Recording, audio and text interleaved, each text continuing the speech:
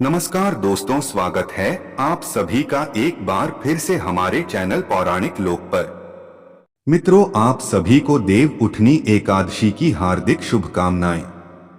आज हम आपको सुनाने जा रहे हैं देव उठनी एकादशी व्रत की बहुत ही पावन कथा। मित्रों, देवउठनी एकादशी हर वर्ष कार्तिक माह के शुक्ल पक्ष की एकादशी तिथि को डोट मनाई जाती है। शास्त्रों में निहित है कि भगवान विष्णु देवशयनी एकादशी तिथि पर क्षीर सागर में शयन करने चले जाते हैं और देव उठनी एकादशी तिथि पर जागृत होते हैं। धार्मिक मत है कि भगवान विष्णु की पूजा करने से जीवन में सुख समृद्धि और मंगल का आगमन होता है। आठ देव उठनी एकादशी पर साधक श्रद्धा भाव से भगवान विष्णु की पूजा करते हैं। देवोठनी एकादशी को देवोत्थान एकादशी, देवोठनी ग्यारस, प्रबोधिनी एकादशी आदि नामों से जाना जाता है। तो चलिए मित्रों, श्री हरि विष्णु और लक्ष्मी माता के चरणों का ध्यान करते हुए सुनते हैं देवोठनी एकादशी की बहुत ही अद्भुत कथा। मित्रों, ये कथा आप पूरे मन से सुने और पूरी सुने ताकि श्री हरि विष्णु और माता लक्ष्मी की कृपा आपको प्राप्त हो सके। मित्रों, एक राजा के राज्य में सभी लोग एकादशी का व्रत रखते थे। प्रजा तथा नौकर चाकरों से लेकर पशुओं तक को एकादशी के दिन अन्न नहीं दिया जाता था। एक दिन किसी दूसरे राज्य का एक व्यक्ति राजा के पास आकर बोला, महाराज, कृपा करके मुझे नौकरी पर रख लें। तब राजा ने उसके सामने एक शर्त रखी कि ठीक है, रख लेते हैं, किंतु रोज तो तुम्हें खाने को सब कुछ मिलेगा, पर एकादशी को अन्न नहीं मिलेगा। उस व्यक्ति ने उस समय हाँ कर ली, पर एकादशी के दिन जब उसे फलाहार का सामान दिया गया तो वह राजा के सामने जाकर गिड़गिड़ाने लगा, महाराज, इससे मेरा पेट नहीं भरेगा, मैं भूखा ही मर जाऊंगा, मुझे अन्न दे दो। राजा ने उसे शर्त की बात याद दिलाई, पर वह अन्न छोड़ने को राजी नहीं हुआ। तब राजा ने उसे आटा, दाल, चावल आदि दिए। वह नित्य की तरह नदी पर पहुंचा और स्नान कर भोजन पकाने लगा। जब भोजन बन गया तो वह भगवान को बुलाने लगा, आओ भगवान, भोजन तैयार है। उसके बुलाने पर पीतांबर धारण किए भगवान चतुर्भुज रूप में आ पहुंचे तथा प्रेम से उसके साथ भोजन करने लगे। भोजनादि करके भगवान अंतर्धान हो गए तथा वह अपने काम पर चला गया। 15 दिन बाद अगली एकादशी को वह राजा से कहने लगा कि महाराज, मुझे दुगुना सामान दीजिए। उस दिन तो मैं भूखा ही रह गया। राजा ने कारण पूछा तो उसने बताया कि हमारे साथ भगवान भी खाते हैं, इसीलिए हम दोनों के लिए ये सामान पूरा नहीं होता। यह सुनकर राजा को बड़ा आश्चर्य हुआ। वह बोला, मैं नहीं मान सकता कि भगवान तुम्हारे साथ खाते हैं। मैं तो इतना व्रत रखता हूं, पूजा करता हूं, पर भगवान ने मुझे कभी दर्शन नहीं दिए। राजा की बात सुनकर वह बोला, महाराज, यदि विश्वास न हो तो साथ चलकर देख लें। राजा एक पेड़ के पीछे छिपकर बैठ गया। उस व्यक्ति ने भोजन बनाया तथा भगवान को शाम तक पुकारता रहा, परंतु भगवान न आए। अंत में उसने कहा, हे भगवान, यदि आप नहीं आए तो मैं नदी में कूदकर प्राण त्याग दूंगा। लेकिन भगवान नहीं आए। तब वह प्राण त्यागने के उद्देश्य से नदी की तरफ बढ़ा। प्राण त्यागने का उसका दृढ़ इरादा जान शीघ्र ही भगवान ने प्रकट होकर उसे रोक लिया और साथ बैठकर भोजन करने लगे। खा पी कर वे उसे अपने विमान में बिठाकर अपने धाम ले गए। यह देख राजा ने सोचा कि व्रत उपवास से तब तक कोई फायदा नहीं होता जब तक मन शुद्ध न हो। इससे राजा को ज्ञान मिला। वह भी मन से व्रत उपवास करने लगा और अंत में स्वर्ग को प्राप्त हुआ। यह थी पहली कथा। बोलिए मित्रों, जय श्री हरि विष्णु, जय मां लक्ष्मी। अब मित्रों सुनते हैं दूसरी कथा। एक राजा था। उसके राज्य में प्रजा सुखी थी।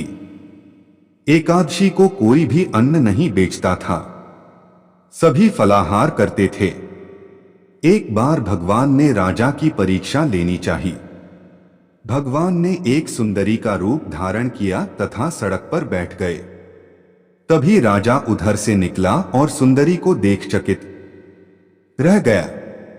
उसने पूछा, हे सुंदरी, तुम कौन हो और इस तरह यहां क्यों बैठी हो? तब सुंदर स्त्री बने भगवान बोले, मैं निराश्रिता हूं, नगर में मेरा कोई जाना पहचाना नहीं है, किससे सहायता मांगू? राजा उसके रूप पर मोहित हो गया था। वह बोला, तुम मेरे महल में चलकर मेरी रानी बनकर रहो। सुंदरी बोली, मैं तुम्हारी बात मानूंगी, पर तुम्हें राज्य का अधिकार मुझे सौंपना होगा। राज्य पर मेरा पूर्ण अधिकार होगा। मैं जो भी बनाऊंगी तुम्हें खाना होगा। राजा उसके रूप पर मोहित था, अतः उसने उसकी सभी शर्तें स्वीकार कर ली। अगले दिन एकादशी थी।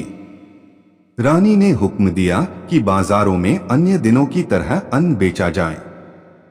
उसने घर में मांस मछली आदि पकवाए तथा परोसकर राजा से खाने के लिए कहा। यह देखकर राजा बोला, रानी, आज एकादशी है, मैं तो केवल फलाहार ही करूंगा। तब रानी ने शर्त की याद दिलाई और बोली, या तो खाना खाओ, नहीं तो मैं बड़े राजकुमार का सिर काट लूंगी।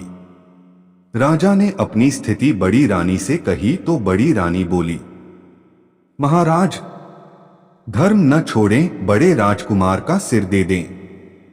पुत्र तो फिर मिल जाएगा, पर धर्म नहीं मिलेगा। इसी दौरान बड़ा राजकुमार खेलकर आ गया। मां की आंखों में आंसू देखकर वह रोने का कारण पूछने लगा तो मां ने उसे सारी वस्तुस्थिति बता दी। तब वह बोला, मैं सिर देने के लिए तैयार हूं। पिताजी के धर्म की रक्षा होगी, जरूर होगी। राजा दुखी मन से राजकुमार का सिर देने को तैयार हुआ तो रानी के रूप से भगवान विष्णु ने प्रकट होकर असली बात बताई, राजन, तुम इस कठिन परीक्षा में पास हुए। भगवान ने प्रसन्न मन से राजा से वर मांगने को कहा तो राजा बोला, आपका दिया सब कुछ है, हमारा उद्धार करें। उसी समय वहां एक विमान उतरा। राजा ने अपना राज्य पुत्र को सौंप दिया और विमान में बैठकर परम धाम को चला गया। मित्रों, यह थी दूसरी कथा। अब चलिए सुनते हैं तीसरी कथा। शंखासुर नामक राक्षस की है। शंखासुर ने तीनों लोकों में बहुत ही उत्पात मचाया हुआ था। तब सभी देवताओं के आग्रह करने पर भगवान विष्णु ने उस राक्षस से युद्ध किया और यह युद्ध कई वर्षों तक चला। युद्ध में वह असुर मारा गया और इसके बाद भगवान विष्णु विश्राम करने चले गए। कार्तिक शुक्ल एकादशी के दिन भगवान विष्णु की निद्रा टूटी थी और सभी देवताओं ने भगवान विष्णु की पूजा की थी। शिव महापुराण के अनुसार पौराणिक समय में दैत्यों का राजा दंभ हुआ करता था। वह बहुत बड़ा विष्णु भक्त था। कई सालों तक उसके यहां संतान नहीं होने के कारण उसने शुक्राचार्य को अपना गुरु बनाकर उनसे श्री कृष्ण मंत्र प्राप्त किया। यह मंत्र प्राप्त करके उसने पुष्कर सरोवर में घोर तपस्या की। भगवान विष्णु उसकी तपस्या से प्रसन्न हुए और उसे संतान प्राप्ति का वरदान दे दिया। भगवान विष्णु के वरदान से राजा दंभ के यहाँ एक पुत्र में जन्म लिया। इस पुत्र का नाम शंखचूड़ रखा गया। बड़ा होकर शंखचूड़ ने ब्रह्मा जी को प्रसन्न करने के लिए पुष्कर में घोर तपस्या की। उसकी तपस्या से प्रसन्न होकर ब्रह्मा जी ने उसे वरदान मांगने को कहा। तब शंखचूड़ ने वरदान मांगा कि वह हमेशा अजरमर रहे, वह कोई भी देवता उसे नहीं मार पाए। ब्रह्मा जी ने उसे यह वरदान दे दिया और कहा कि वह बद्रीवन जाकर धर्मध्वज की पुत्री तुलसी जो तपस्या कर रही है उससे विवाह कर ले। शंखचूड़ ने वैसा ही किया और तुलसी के साथ विवाह के बाद सुखपूर्वक रहने लगा। उसने अपने बल से देवताओं, असुरों, दानवों राक्षसों, गंधर्वों, नागों, किन्नरों, मनुष्यों तथा त्रिलोकी के सभी प्राणियों पर विजय प्राप्त कर ली। वह भगवान श्री कृष्ण का परम भक्त था। शंखचूड़ के अत्याचारों से सभी देवता परेशान होकर ब्रह्मा जी के पास गए और ब्रह्मा जी उन्हें भगवान विष्णु के पास ले गए। भगवान विष्णु ने कहा कि शंखचूड़ की मृत्यु भगवान शिव के त्रिशूल से ही होगी, अतः आप उनके पास जाएं। भगवान शिव ने चित्ररथ नामक गण को अपना दूत बनाकर शंखचूड़ के पास भेजा। चित्ररथ ने शंखचूड़ को समझाया कि वह देवताओं को उनका राज्य लौटा दे, परंतु शंखचूड़ ने मना कर दिया और कहा कि वह महेश्वर से युद्ध करना चाहता है। भगवान शिव को जब यह बात पता चली तो वे युद्ध के लिए अपनी सेना लेकर निकल पड़े। इस तरह देवता और दानवों में घमासान युद्ध हुआ, परंतु ब्रह्मा जी के वरदान के कारण शंखचूड़ को देवता नहीं हरा पाए। भगवान शिव ने शंखचूड़ का वध करने के लिए जैसे ही अपना त्रिशूल उठाया, तभी आकाशवाणी हुई कि जब तक शंखचूड़ के हाथ में श्रीहरि का कवच है और इसकी पत्नी का सतीत्व अखंडित है, तब तक इसका वध असंभव है। आकाशवाणी सुनकर भगवान विष्णु वृद्ध ब्राह्मण का रूप धारण कर शंखचूड़ के पास गए और उससे श्रीहरि कवच दान में मांग लिया। शंखचूड़ ने वह कवच बिना किसी संकोच के दान कर दिया। इसके बाद भगवान विष्णु शंखचूड़ का रूप बनाकर तुलसी के पास गए।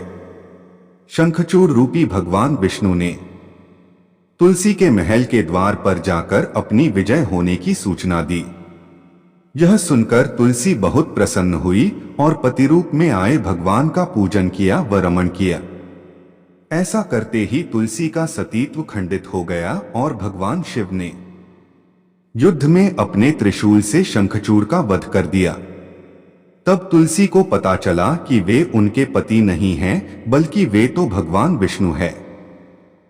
क्रोध में आकर तुलसी ने कहा कि आपने छलपूर्वक मेरा धर्म भ्रष्ट किया है और मेरे पति को मार डाला। अतः मैं आपको श्राप देती हूं कि आप पाषाण होकर धरती पर रहे। तब भगवान विष्णु ने कहा, देवी, तुम मेरे लिए भारतवर्ष में रहकर बहुत दिनों तक तपस्या कर चुकी हो। तुम्हारा यह शरीर नदी रूप में बदलकर गंडकी नामक नदी के रूप में प्रसिद्ध होगा। तुम पुष्पों में श्रेष्ठ तुलसी का वृक्ष बन जाओगी और सदा मेरे साथ रहोगी। तुम्हारे श्राप को सत्य करने के लिए मैं पाषाण शालिग्राम बनकर रहूंगा। गंडकी नदी के तट पर मेरा वास होगा। देव प्रबोधिनी एकादशी के दिन भगवान शालिग्राम व तुलसी का विवाह संपन्न कर मांगलिक कार्यों का प्रारंभ किया जाता है। हिंदू धर्म मान्यता के अनुसार इस दिन तुलसी शालिग्राम विवाह करने से अपार पुण्य प्राप्त होता है। तीसरी कथा समाप्त हुई। बोलिए मित्रों, श्रीमन नारायण नारायण हरि हरि, श्रीमन नारायण नारायण हरि हरि, तेरी लीला सबसे न्यारी न्यारी हरि हरि।